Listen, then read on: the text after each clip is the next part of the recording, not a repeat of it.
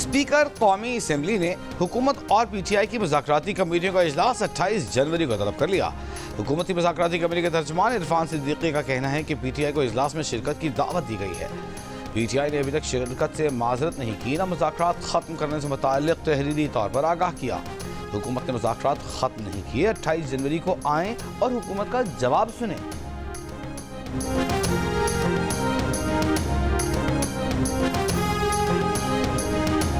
तहरीक इंसाफ अब किसी मुज़ाकराती मीटिंग में शरीक नहीं होगी। चेयरमैन PTI का दो टोक ऐलान। बैरिस्टर गौहर ने कहा कि 28 जनवरी को होने वाले मुज़ाकराती इजलास में PTI शिरकत नहीं करेगी। आज ही बैरिस्टर गौहर ने कहा था कि मुज़ाकरात पर दोबारा गौर कर लेते हैं, लेकिन पहले हुकूमत कमीशन का ऐलान कर दे।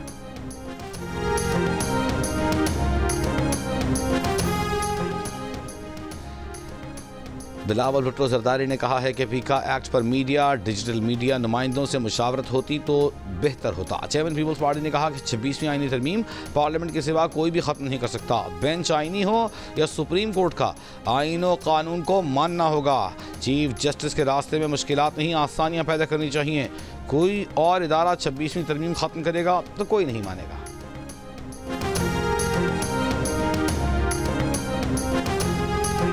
Unfortunately, nobody opposed from the opposition all these bills.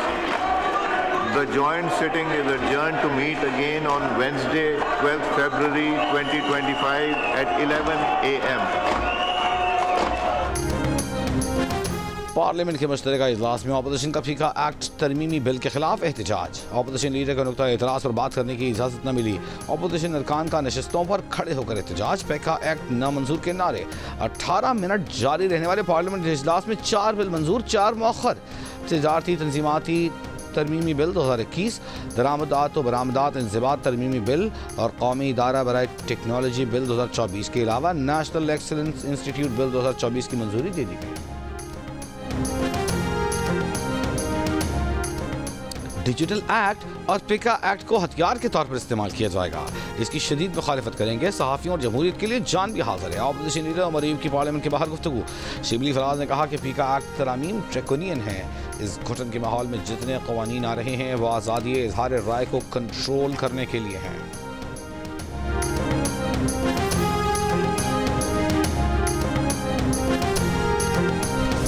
Pakistan federal union of journalist Afzal Bhatt ने कहा है कि हुकूमत आज सेनेट में पीका एक्ट तरमीमी बिल पास न करे तो मुज़ाकरात का रास्ता खुल सकता है। दूसरी सूरत में मंगल से सहाफ़ी मुल्क गिर एहतजाज शुरू कर देंगे। 1 माह मुसलसल एहतजाज के बाद हज़ारों सहाफ़ी पार्लियामेंट पहुँचेंगे।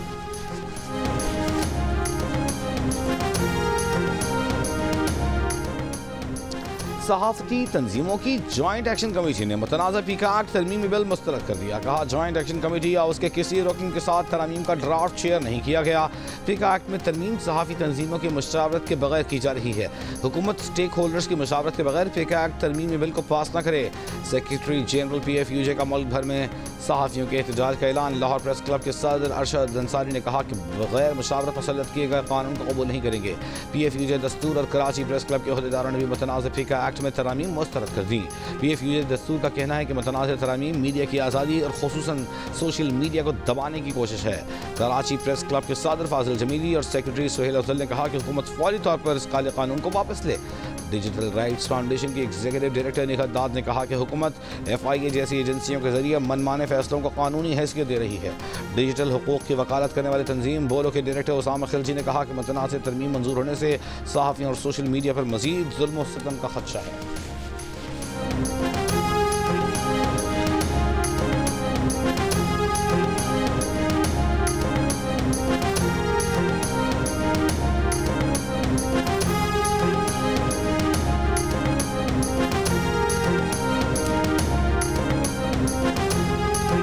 वज़ीर आज़म शहबाज शरीफ से यूनिवर्सिटी ऑफ लंदन की वाइस चांसलर वेंडी थॉमसन की मुलाकात। शहबाज शरीफ ने कहा कि पाकिस्तानी नौजवानों में मुल्क का नाम रोशन करने की मुकम्मल इस्तेदाद मौजूद है। स्कॉलरशिप्स और रोज़गार के लिए मुताबिक प्रोग्राम्स मुतारिफ करा चुके हैं। नौजवानों को आलमी मार्केट के तकाज़ों के मुताबिक सलाहियतों से आरास्ता करने के लिए भी पुरआज़्म हैं।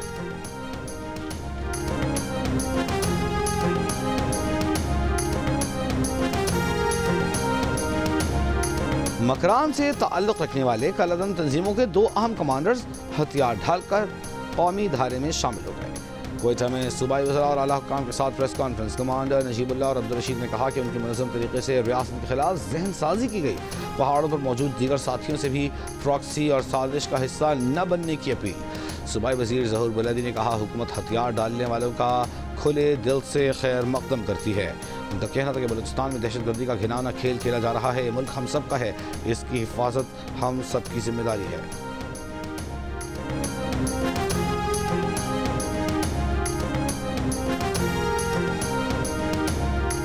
इलेक्शन कमीशन ऑफ पाकिस्तान 60 दिन के अंदर KP में सेनेट इंतखाबात कराने से मुताल्लिक फैसला करे।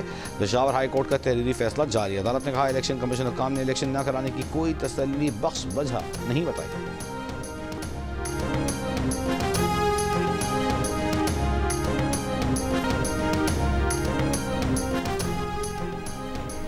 भारतीय साख्ता मोबाइल फ़ोन्स और दीगर आलात पाकिस्तान की साइबर सिक्योरिटी और सार्फिन के लिए ख़तरा।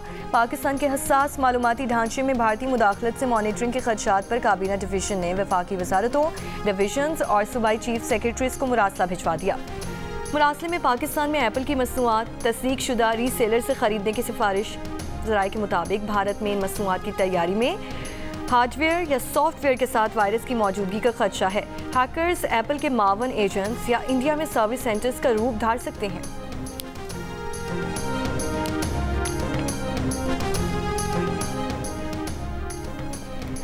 सिंध की 17 जामियात में छठे रोज़ भी तदरीस का अमल मुअत्तल। Federation of all Pakistan academic staff association का कराची प्रेस क्लब पर एहतजाज।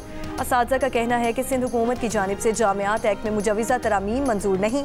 हैदराबाद में भी असातिज़ा का एहतजाज। असातिज़ा का कहना है कि जामियात का वाइस चांसलर ब्यूरोक्रेट को तैनात करना क़तई तौर पर कबूल नहीं।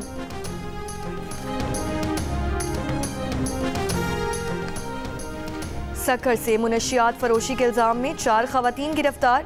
6 किलो आइस बरामद। तर्जुमान ANF के मुताबिक ख़वातीन ने मुनशियात टेप लगाकर जिस्म से लपेट रखी थीं।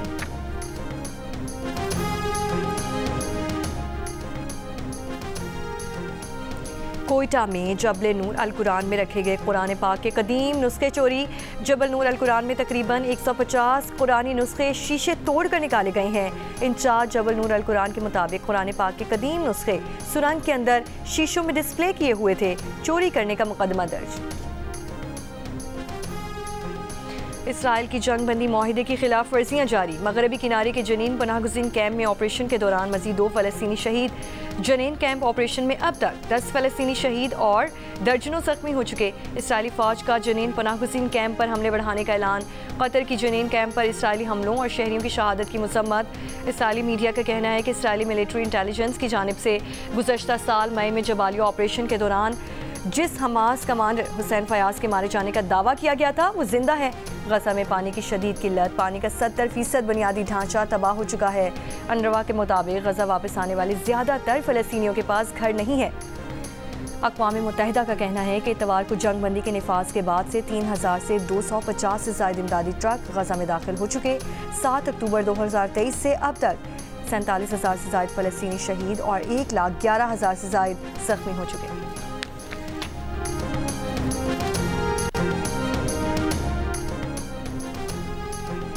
पाकिस्तान समेत दुनिया भर में आज तालीम का दिन मनाया जा रहा है। रवां बरस का मौजू आर्टिफिशियल इंटेलिजेंस और तालीम है।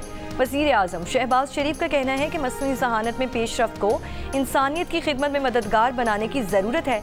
तालीमी इदारों को तकनीकी तरक्की को कबूल करने के लिए तैयार करने के इक़दाम किए हैं।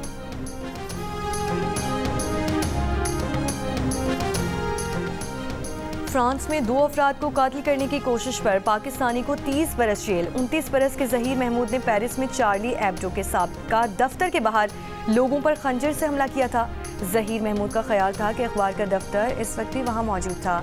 पाकिस्तान के देही इलाके से ताल्लुक़ रखने वाला ज़हीर सन 2019 में गैर कानूनी तरीके यूरोप भिजवाने का झांसा देकर करोड़ों रुपए लेने वाले गिरोह का सरगना चिनाब नगर चिन्योट से गिरफ्तार। FIA का कहना है कि मुलज़िम ने साथियों के साथ 31 शहरियों से 4 करोड़ से ज़ायद की रकम वसूल की। और ICC men's one day team of the year का ऐलान। पाकिस्तान के Saim Ayub one day team of the year में शामिल। शाहीन अफरीदी हारिस रऊफ़ी टीम का हिस्सा। अफगानिस्तान के रहमानुल्लाह गुरबाज श्रीलंका के बाथम निसान का भी वनडे टीम का हिस्सा है।